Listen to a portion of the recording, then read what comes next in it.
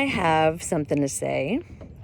Wanted to continue sort of my conversation with you, and thank you for listening, on the liabilities of whiteness and how I have looked at how I walk the world as a white person and what whiteness has put on me, landed on me, exposed me to liabilities that I did not realize.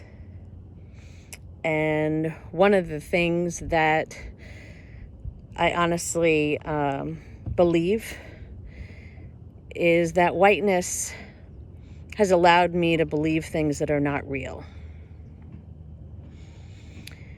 And this is probably a whole, maybe even an hour long of what I could say about this. But when I wrote this, that whiteness allows me to believe things that are not real, what I was thinking about was the concept of race. That I never was really told what race was, what race wasn't.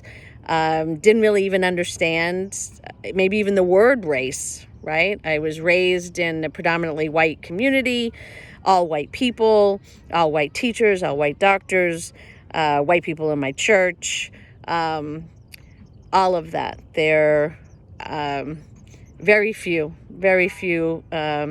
people of color, people that were not white, and never given really words for it. And when I did start to meet people of color, again, not having a language, not having a word for it, but obviously seeing color, seeing the difference, right? Of people, of friends that I had that had more melanin than I did.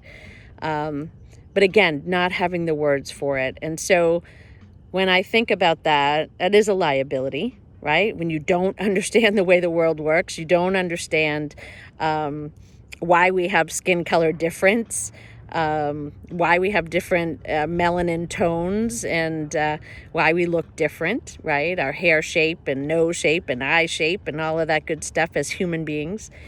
And so the biggest thing for me as a liability was believing that race was real. Now, certainly racism is, okay? So I'm not conflating the two. But when you think about race, right, this concept of race, of characteristics of certain people, that you can put people in groups. There used to be 3 groups and 4 and then 7, and now there's like 8. And maybe there's even more. If you look at the census over the years, it's crazy. And as you try to morph into this social construct, it's a construction. It's not real. Race is not real. Human beings are 99.9% the same. We all look different.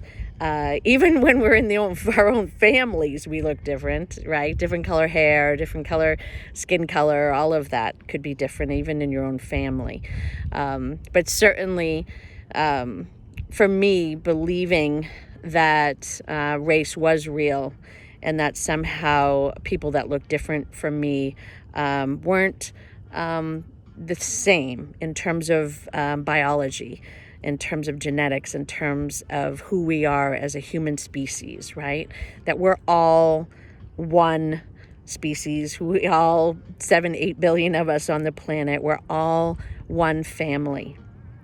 And so that's a big liability, right? To believe something that isn't real, that we're not all one family, that we're not the same in terms of our humanity, that again, it sort of gives you that sort of power or space to be able to put people into groups, right? And this hierarchy and racial hierarchy that we have, right? Which is even a further conversation. But I feel like just even believing that concept, whether you could try to think about where you learned it or how you learned it about race and that you were white and what that even meant.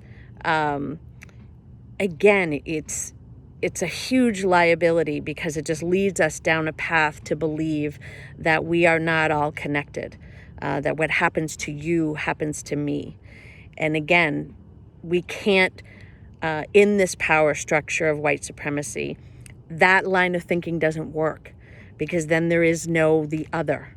There is nobody to hate. There is nobody to exclude. There's nobody to push aside in order to, again, perceive yourself as superior or somehow more deserving or entitled. And so all of these liabilities are all connected, and they're connected to our heart. They really are. Our humanity, our compassion, our ability to empathize, they're all connected.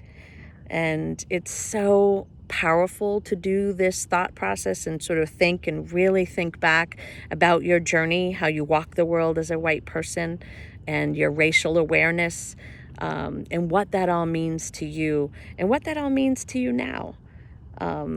How you want to live your lives or your life differently. Maybe you don't know if you want to. Maybe you're happy with the way you are.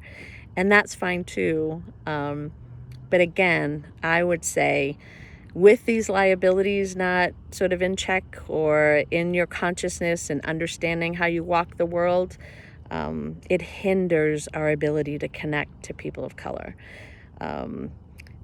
If you want to understand why you don't have true connections to Black people, to Indigenous people, to all the other so-called races, again, of people of color, and how people want to identify, certainly I don't mean to offend anybody with that comment of people of color, but we have to, as white people, understand that if we don't, as white people, understand our liabilities of whiteness, and we think that they're all advantages, it affects our connections, our true connections, our ability to trust, our ability for people of color to trust us, because they know, and we need to know.